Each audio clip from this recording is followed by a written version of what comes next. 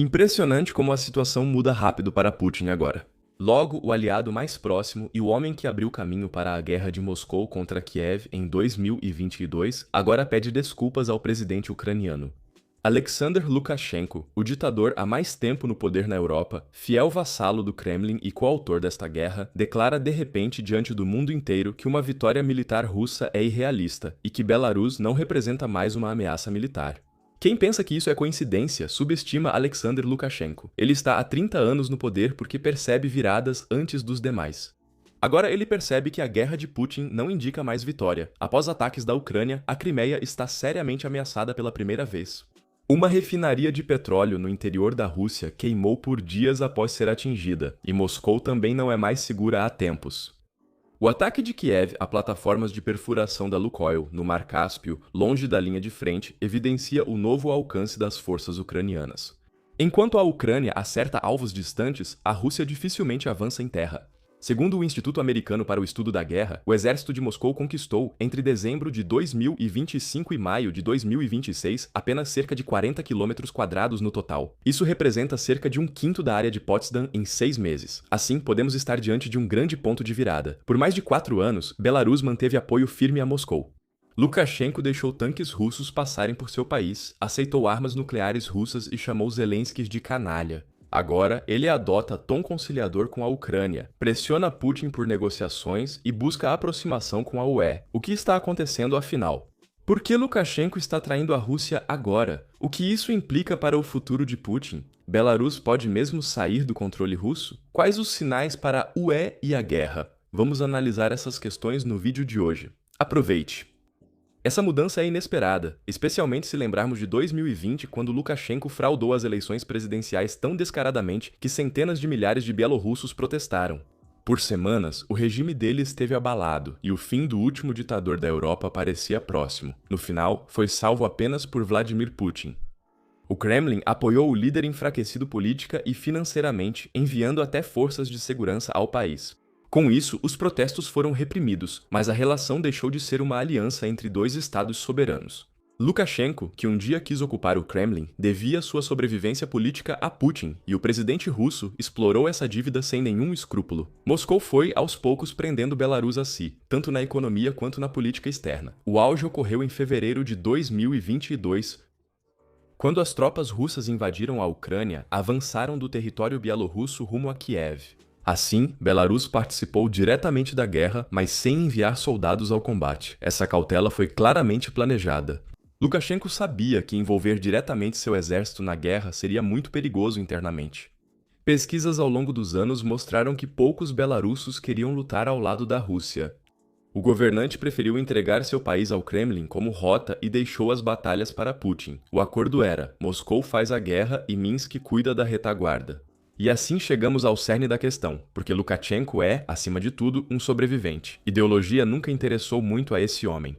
Em 1994, ele chegou ao poder como um autoproclamado combatente da corrupção e, em seguida, estabeleceu um dos regimes mais corruptos de todo o continente. Nos anos 90 e início dos 2000, ele manobrou habilmente entre Bruxelas e Moscou, conforme as melhores ofertas. Às vezes, era reformista pró-Ocidente, outras aliado da Rússia. Essa flexibilidade explica sua última manobra. Em uma entrevista muito comentada ao canal árabe Al Arabiya, Lukashenko negou abertamente à Rússia a capacidade de vencer a guerra militarmente. Ao mesmo tempo, ele também pediu desculpas a Zelensky. Segundo ele, ambos os lados careciam de soldados e uma vitória militar era irrealista para ambos. Vindo do aliado mais leal de Putin, isso causa certa surpresa, ainda mais pelo local onde foi dito. Ou seja, não para o público doméstico, mas em um canal internacional ouvido no Ocidente e mundo árabe, mostrando a grande influência da mídia na cobertura dos fatos. Se interpretar as declarações de Lukashenko como ruptura total com Moscou ou apenas show barato depende muito dos meios de comunicação que você consome. Especialmente nos Estados Unidos, mas também na Alemanha, geralmente vemos apenas um pequeno recorte de toda a cobertura. Uma manchete afirma uma coisa, a próxima diz exatamente o contrário.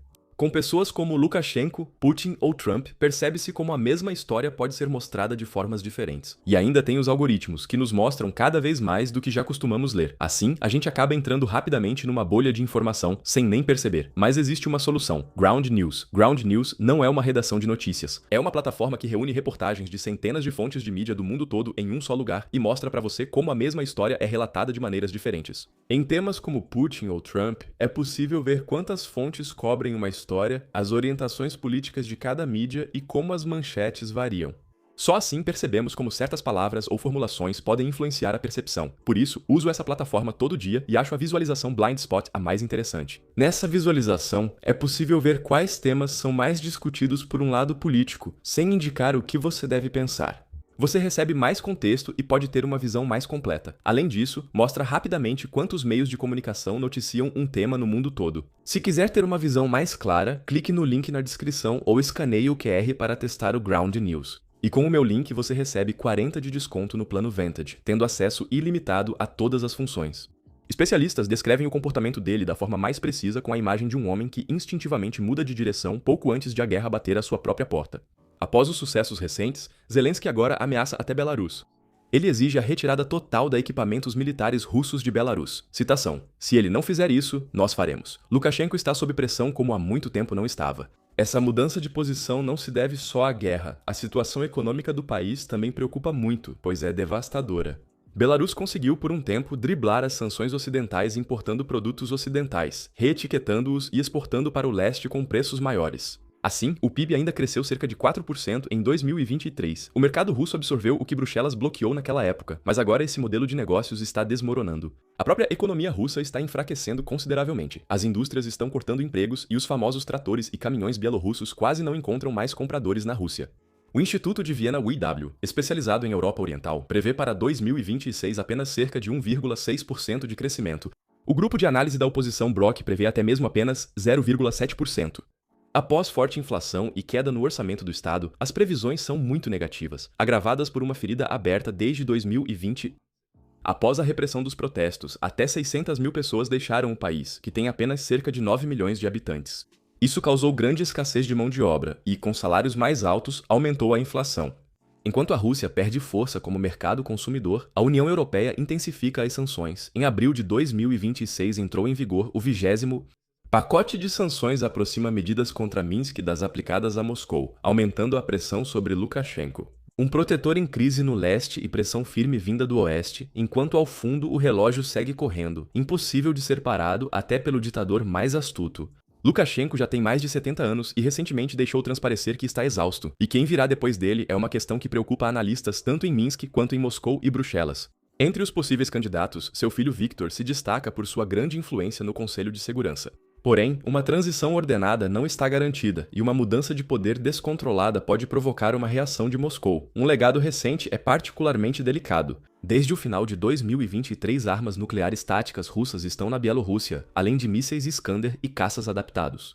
Lukashenko sempre celebrou com prazer a retórica de ameaça nuclear. No entanto, o controle real sobre as ogivas permanece inalterado em Moscou, como o Kremlin enfatizou várias vezes. Se o regime em Minsk enfraquecer, a Europa terá que lidar com a questão do destino dessas armas, agravando a segurança na fronteira leste da UE. Aqui entra a real dimensão europeia. Belarus é geograficamente um estado-chave.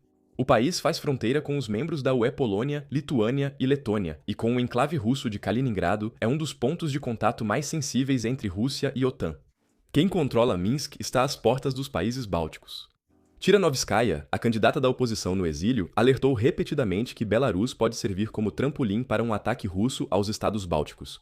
Para a União Europeia, isso gera um cenário ambíguo. Por um lado, qualquer racha entre Minsk e Moscou é positivo, pois enfraquece ainda mais os poucos aliados de Putin.